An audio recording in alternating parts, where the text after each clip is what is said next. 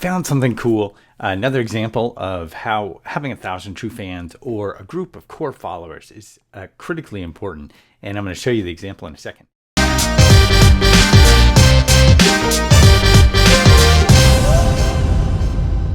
But basically, the whole idea is, of course, having that group is way more important than basically having subscribers. This is Joe Rogan, right? Joe Rogan, huge, probably the #1 podcaster, huge on YouTube. And he just made a deal basically switching over to Spotify by the end of the year.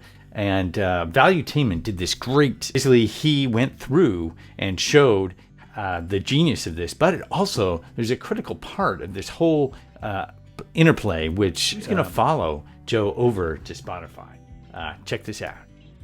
How many people will convert and go follow Joe's content on Spotify? The true believers of Joe, 100% is going to Spotify. No question.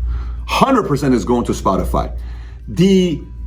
Oh my gosh, I got lost and found this video of Joe Rogan, but I'm not a subscriber. What a cool video. I get stuck for 2 hours and 28 minutes.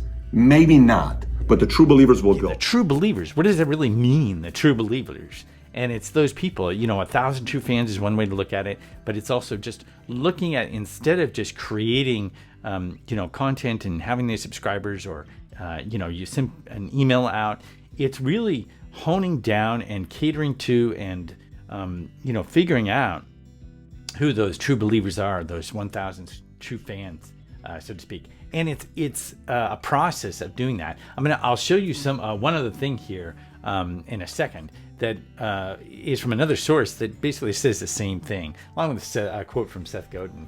But okay, so the whole idea is, okay, you have your content out there. Okay, as a solo creative entrepreneur, you're creating content all the time, whether it goes on YouTube or Facebook or your own blog, or you put it on Medium, wherever you might put that. You're going to have a particular group of people that are going to follow you around as they understand your content. And then you're going to have some people who just kind of discover you, and then you're going to have some subscribers. And if you look on YouTube, you'll see where if you do have a YouTube channel or you watch other YouTube channels, some people will admit, okay, if you look at their subscribers, when they put out their content, the amount of content viewed by those subscribers is like minimal compared to people who discover you.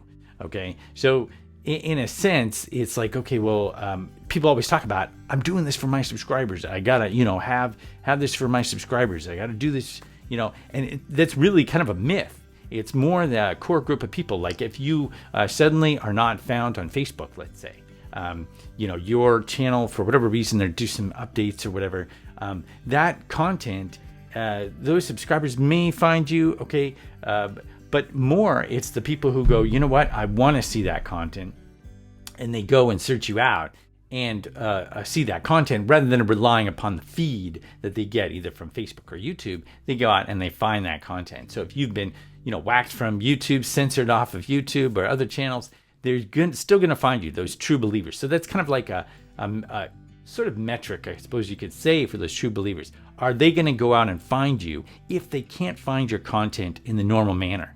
So it's setting up content that will basically, pull out those true believers, and in an ongoing process, do an interactive element with them, a co-creative process. And that's the beauty of it. It becomes something so much more enjoyable when there's that interplay between you and a dedicated audience. It becomes something where you create together rather than being solo. So there it is, Valuetainment, talking about this. Joe Rogan going over to Spotify. Now people say, oh, he's selling out. And in a sense, he kind of is, but he kind of isn't. He's doing his own thing, and some people are going to fall off for sure, but he'll still have that content out there for them, and those that really want to see it will follow him. So if you look, other people, updates and so on, who's going to really follow? Now I'm going to show you this other piece here.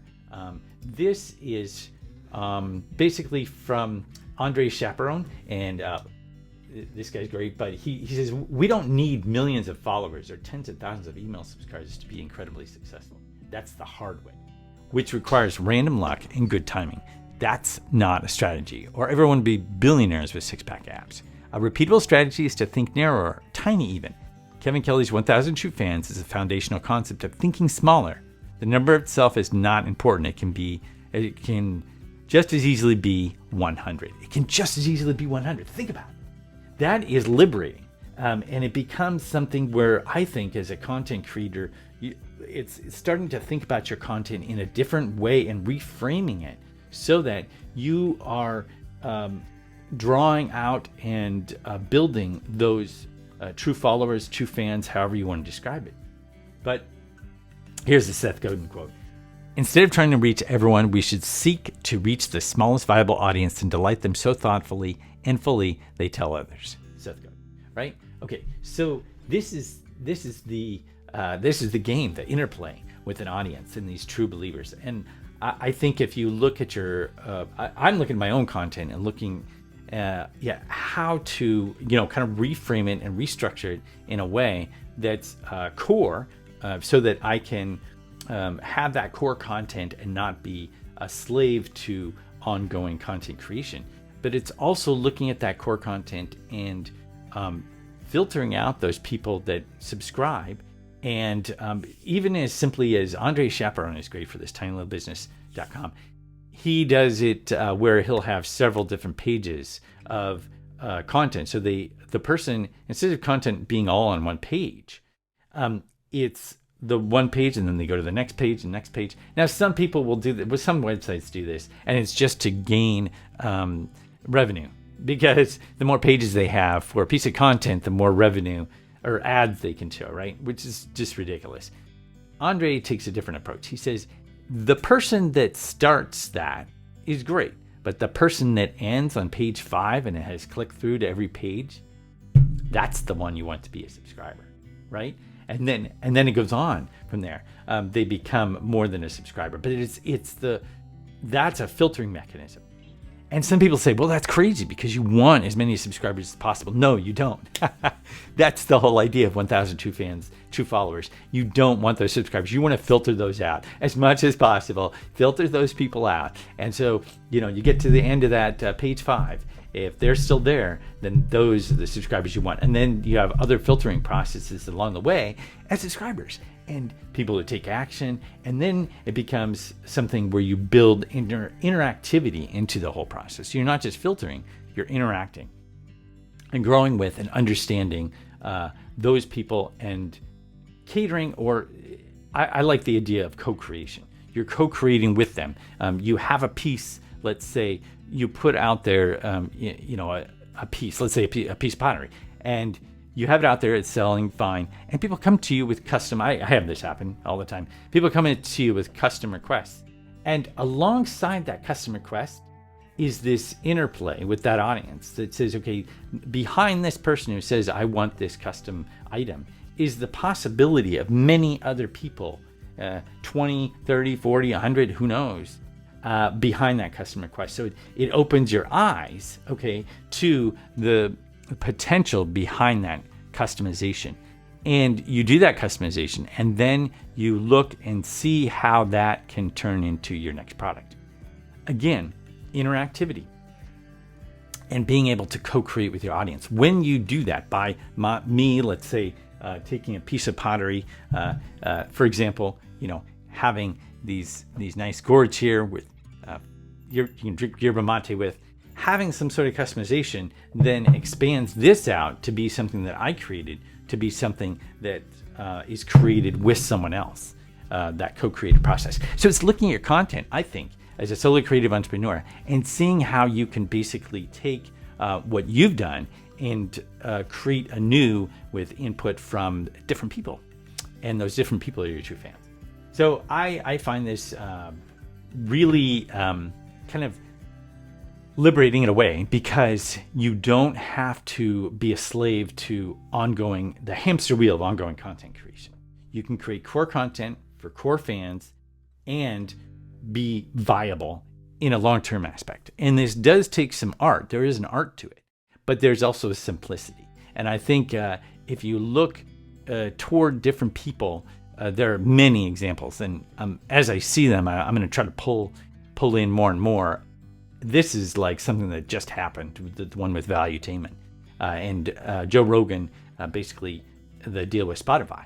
But there are so many other examples, especially with any time of algorithm updates, any time type of censorship, anything like that, where you're suddenly the ability of you to be out there becomes, less viable. It becomes something that's more of a struggle. And so to reduce that struggle, having those core fans, having 1,000 true fans, 100 even, is going to pay back in spades in the long term, not only from a monetary aspect, but also from a creative aspect where you get to, of course, co-create with your audience. And it's fun. And you never run out of, if you do it in the right way, and you're interacting with your audience on a regular basis, you will never run out of content. You will never run out of content or offers that you can create for your audience. So it's a beautiful setup and system. And I actually have one part of this with the challenge that I'm doing, and it's part of a larger whole. But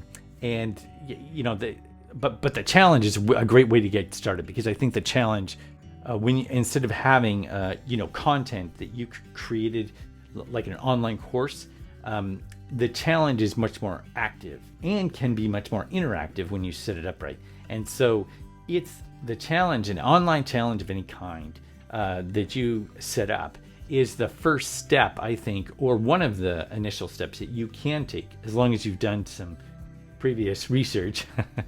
that is a step you can take to basically set up the start of getting 1,000 true fans. And there's all kinds of other things you can do, mechanisms or engines, so to speak, that gets you there. But anyway, there'll be a link for the stuff I've mentioned, but also the challenge that I've set up, and you can see that. Otherwise, thanks a lot for watching. Hope you found this helpful, and I'll see you next time.